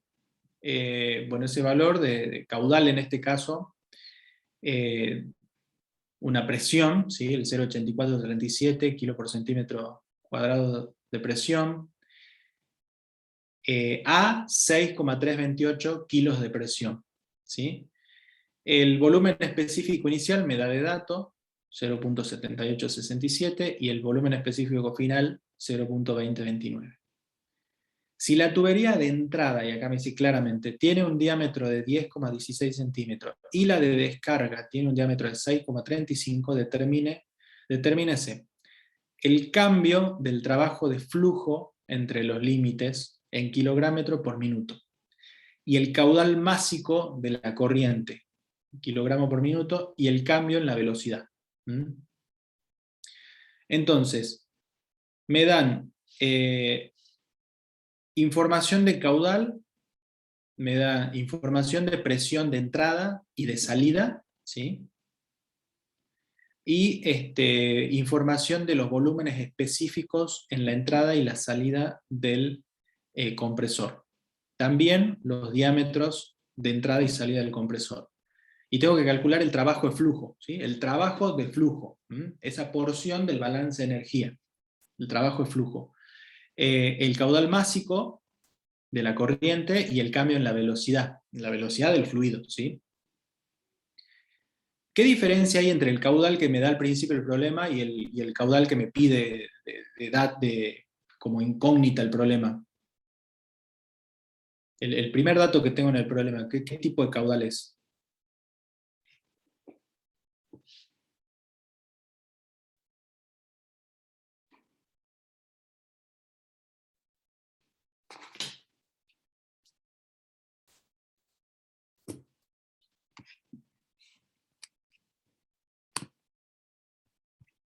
¿Es un caudal volumétrico?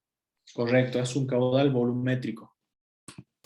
Si ustedes se fijan las unidades, está expresado en metro cúbico por minuto. Metro cúbico. El caudal que me pide el problema es el caudal másico, ¿sí? En kilogramos por minuto.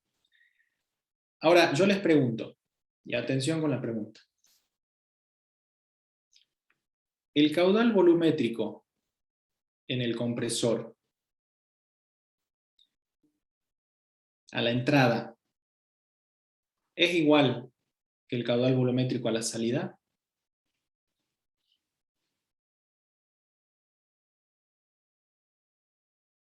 No. Es un sistema en estado estacionario, ¿sí? No hay acumulación, es estado estacionario. No, me dijeron por ahí. ¿Por qué no?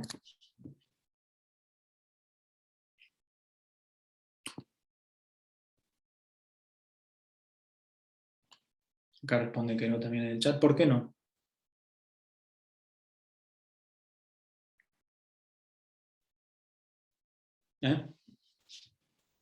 Por la diferencia entre los radios de entrada y salida. Ajá. ¿Solo por eso? Supongamos que fuesen iguales los diámetros. Ahí sí serían iguales los caudales volumétricos. ¿Puede ser por la diferencia de los volúmenes específicos? Correcto. El volumen específico en la entrada es distinto al volumen específico en la salida, ¿sí? Y eso me da a mí una idea. ¿El volumen específico qué es?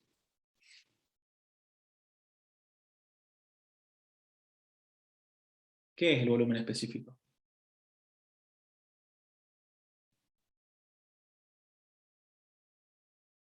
¿Vieron cómo vamos introduciendo variables? Es la inversa de la densidad, dice Sandra ahí. Correcto. ¿Y la densidad qué me indica? Por ahí es más fácil verlo a veces desde el punto de vista de densidad, pero el volumen específico sí es la inversa de la densidad. Si ustedes observan los valores numéricos que me dan acá de dato para el volumen específico inicial, fíjense que yo en la entrada tengo 0,78 metros cúbicos por kilo. de gas, sea el que fuere el gas. Casi, voy a decir, acá voy a hacer una aproximación, casi 1 metro cúbico de gas por cada kilo. En cambio, al final tengo un volumen mucho más chico por cada kilo de gas que sale, ¿sí? Justamente debido a la compresión del fluido. Entonces el volumen específico a la salida es más chico, el fluido está más comprimido a la salida, ¿sí? Entonces, por cada unidad de volumen que yo ingreso, tengo una determinada cantidad de materia. Y por cada unidad de volumen que yo salgo del compresor o que yo extraigo del compresor, tengo más cantidad de materia, ¿sí? Porque está comprimido. Por eso es que el volumen el caudal volumétrico va a ser distinto, porque las densidades del gas a la entrada y a la salida, o lo que es lo mismo, los volúmenes específicos son diferentes, porque son fluidos compresibles. Lo que no pasa con un fluido como el agua, por ejemplo, que es un fluido incompresible. En un compresor, como dijimos al principio, normalmente trabajamos con gases, ¿sí? Y esos gases se comprimen, y al ocurrir esa compresión hay cambios en la densidad o cambios en los volúmenes específicos. Ahora, el caudal másico de la corriente que entra y que sale en el compresor, en el mismo compresor, ¿es el mismo? ¿O es distinto? Es el mismo. Es el mismo, ¿sí? Si nosotros evaluamos caudal másico, tiene que ser el mismo, porque no hay acumulación. Y en este caso, bueno, estamos hablando de un sistema en estado estacionario. Salvo que consideremos un compresor particularmente con su tanque pulmón, y ahí sí hagamos un análisis de un caso en estado no estacionario. Pero si no, analizamos como si fuese un estado estacionario. ¿Bien? Bueno, entonces planteamos acá los datos de entrada, ¿sí? El caudal volumétrico, la presión, el volumen específico, perdón, y el diámetro de la entrada, los datos a la salida, ¿sí? Fíjense que también tenemos presión, volumen específico, diámetro. Y bueno, y ahora tenemos que calcular el trabajo de flujo por un lado, y el caudal másico. Y finalmente el cambio en la velocidad. ¿Por qué va a haber cambio en la velocidad? Pregunto. ¿Debido a qué? Al menor diámetro en la salida. Correcto. Ahí sí interviene, mejor dicho, el tema del diámetro. ¿Sí? Bueno, pero eso lo vamos a ver. Vamos a arrancar con el cálculo del caudal másico. ¿Qué datos tengo yo para calcular el caudal másico? ¿Dónde me conviene calcular el caudal másico? ¿En la entrada o en la salida? En la entrada. Bien, ¿cómo?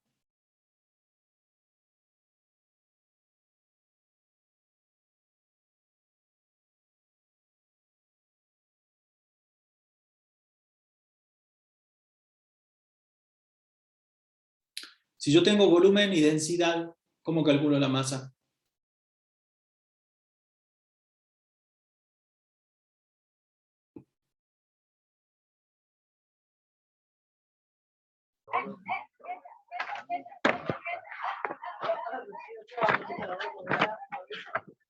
Multiplico ambos. Si yo tengo volumen y densidad, ¿cómo calculo la masa? Como el producto del volumen por la densidad. Ahora, si yo tengo volumen y volumen específico,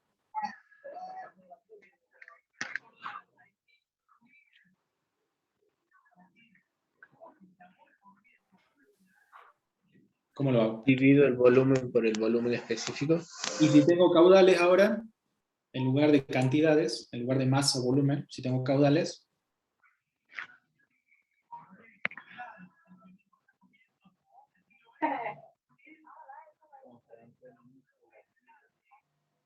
en lugar del volumen, ¿qué voy a usar?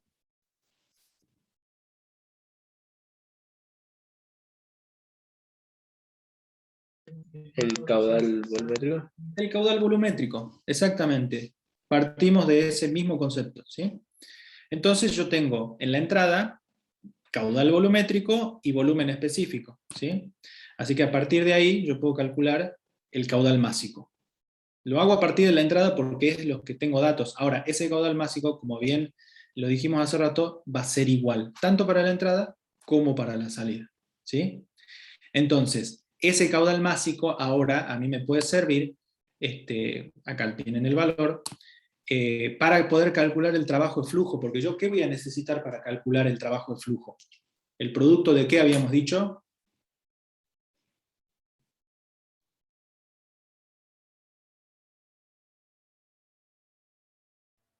De la presión por el volumen. Bien. Bueno, lo voy a expresar así, de esta manera. Perdón, acá necesito el caudal, ¿sí? Para poder calcular el trabajo de flujo. El caudal másico, para poder calcular el trabajo de flujo. El trabajo de flujo es el delta de la presión por el volumen, ¿sí? Pero yo necesito, para poder calcular eso, el caudal másico. ¿Se acuerdan en la ecuación original de balance de energía cuando hemos planteado? ¿Sí? Todo estaba multiplicado por un diferencial de masa. ¿Se acuerdan? Bueno, en este caso, en forma integrada, ese diferencial de masa se convierte en el caudal másico. Bueno, a partir de acá yo ya puedo calcular, ¿sí?, el trabajo de flujo. Tengo los valores, acá yo les presento el resultado para que después ustedes lo corroboren, ¿sí? Ya tengo el caudal másico, ya tengo el trabajo de flujo entre los límites, obviamente en la entrada y salida, y me queda calcular ahora la velocidad, que lo vamos a hacer a partir de una ecuación que entiendo que ustedes también ya conocen, que es la ecuación de la continuidad, ¿sí? Que es, en este caso, el caudal volumétrico es igual al área por la velocidad. Y esa ecuación yo la puedo aplicar tanto para la entrada como para la salida. No debo mezclar, ¿sí?, los valores. Si la aplico para la entrada, utilizo los datos de la entrada compresor. Si lo aplico para la salida, los datos de la salida. Con el diámetro podemos calcular el área, ¿sí? Entonces, teniendo el caudal volumétrico y el área, puedo calcular o despejar en este caso la velocidad. Bien. Bueno, acá simplemente lo expreso para poder calcular ahora en el lado 2, como necesito para la salida el caudal volumétrico, ya habiendo calculado el caudal másico, puedo determinar, ¿sí?, el caudal volumétrico de la salida. Bien. Y con el caudal volumétrico de salida, planteando la misma ecuación, y con el área de la salida, que tenemos el diámetro, puedo calcular la velocidad de salida, y a partir de ahí la diferencia, ¿sí? La diferencia que me pide acá el cambio en la velocidad, el cambio en la velocidad va a ser la velocidad 2 menos la velocidad 1, ¿sí? En cuanto cambió la velocidad del fluido, en este caso. Fíjense que este problema particularmente no me pide calcular, hacer el balance de energía, porque me pide cosas puntuales, ¿sí? Ahora, si yo quisiese empezar a evaluar la potencia, el compresor, o el calor, bueno, sí, tendría que plantear el balance. En este caso no es necesario plantear el balance porque no me lo pide, y me pide cosas específicas, ¿sí? Como por ejemplo en este caso el trabajo de flujo. Bien. ¿Podría repetir por qué el trabajo de flujo se multiplica por M? Porque yo necesito el trabajo, digamos, el trabajo, no lo necesito, si yo no lo multiplico por M, obtendría el trabajo de flujo por unidad de masa. ¿Sí? Obtendría el trabajo expresado por kilo de aire. Bien. Tendría un trabajo de flujo específico. Es como decir, yo puedo tener una entalpía específica, kilojoule por kilogramo. Hablo de cada kilogramo de materia. En este caso yo necesito, fíjense una cosa del problema, dice, determínese el cambio del trabajo de flujo entre los límites en kilográmetro por minuto, ¿sí? Y esta no es una unidad específica, no me está diciendo esta cantidad por cada kilo de aire que entra. Entonces tengo que considerar el caudal máximo para poder calcular el cambio del trabajo de flujo total para ese caudal, ¿sí? ¿Se entendió primero lo del trabajo de flujo por el tema de la masa? ¿Sí? Yo no necesito un valor específico de trabajo de flujo, necesito un valor total que considere todo el caudal.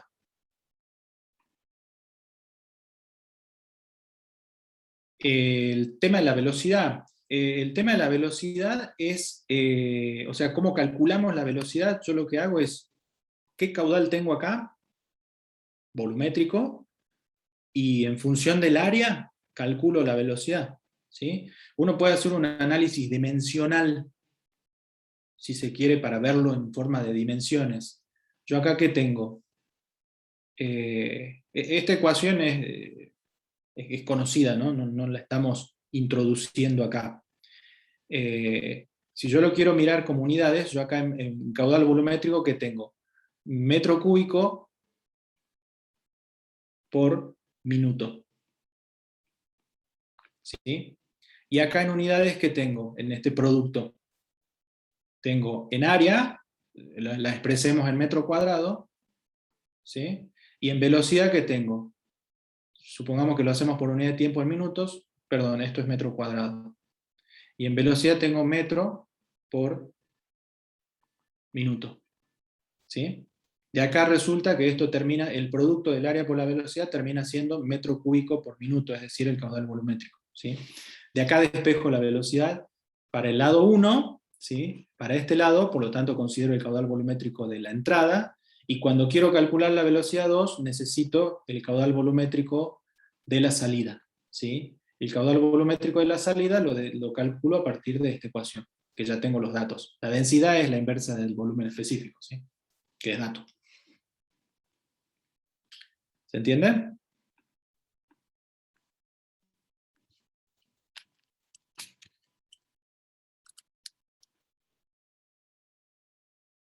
¿Sí o no?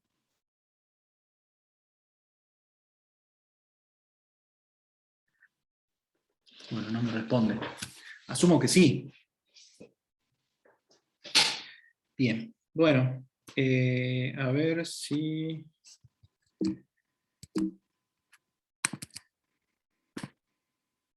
Ahí está el cambio de la velocidad. Los dejo ahí como dato, como para que chequen después ustedes.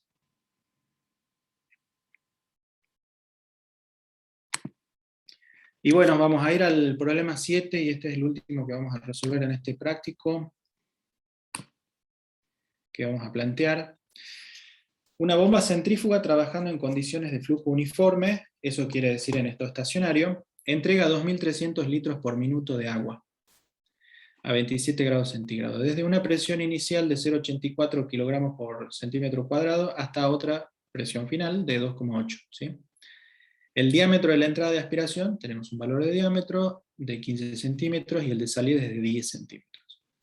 Si la aspiración y la descarga se encuentran a un mismo nivel, ustedes ya van viendo que es el mismo nivel, y si no hay cambio en la energía interna, ¿cuál es el trabajo en kilocalorías por minuto?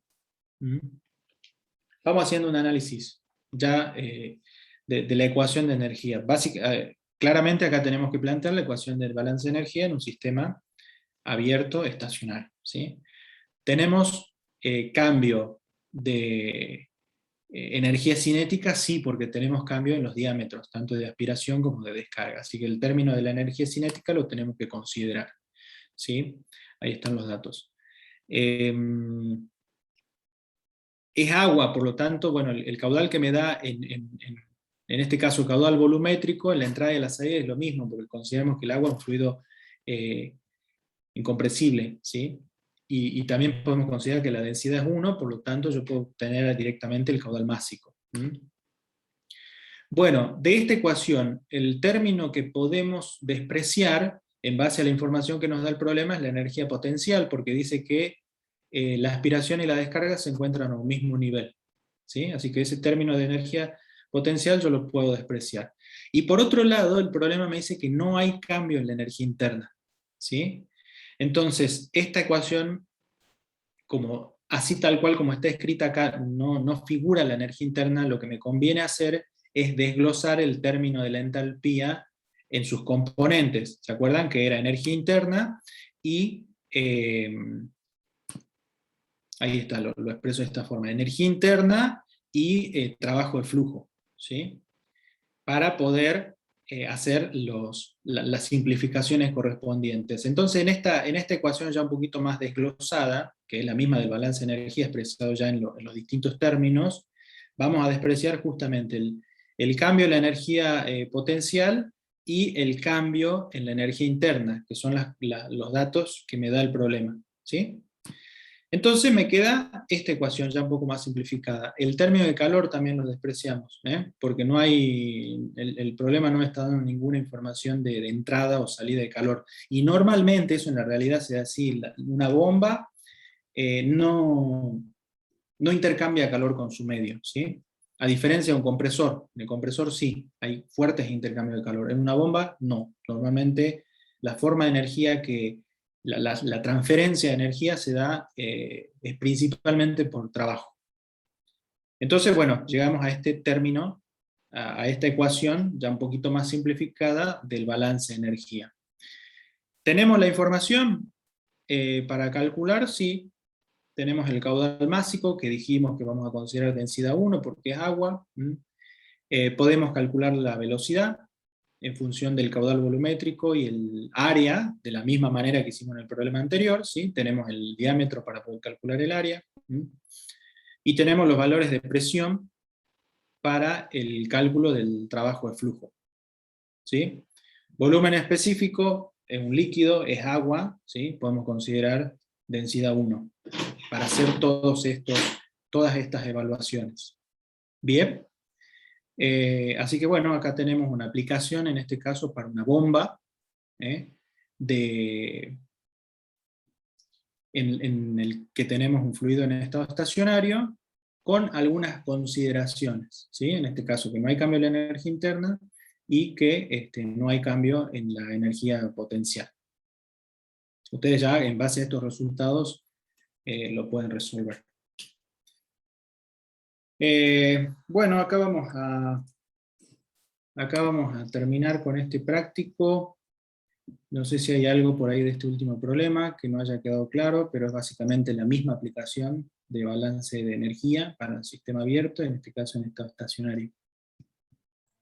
¿Por qué no hay cambio de la variación de energía interna? A ver, vamos con... ahí hablaron dos al mismo tiempo. ¿Puedes repetir, por favor?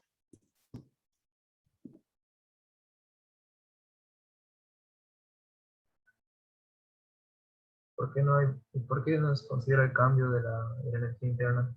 La variación de la energía Porque el interna. problema lo expresa. Al final dice por un lado que no hay, que se encuentran al mismo nivel y que además no hay cambio en la energía interna del fluido.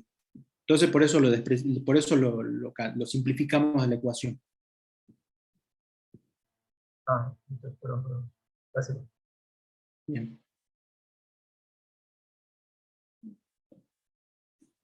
Problema 4.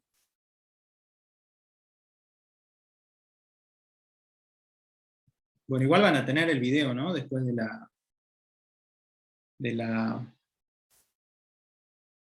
van a tener igual el video de la clase. Bueno, yo acá voy a cerrar, enseguida voy con lo que me están solicitando. Denme un segundito. Vamos a detener la grabación.